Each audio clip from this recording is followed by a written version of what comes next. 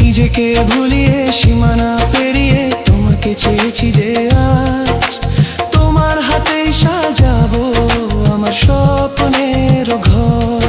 আমি তোমার প্রেমে পড়ে দুনিয়া ভুলে গেছি।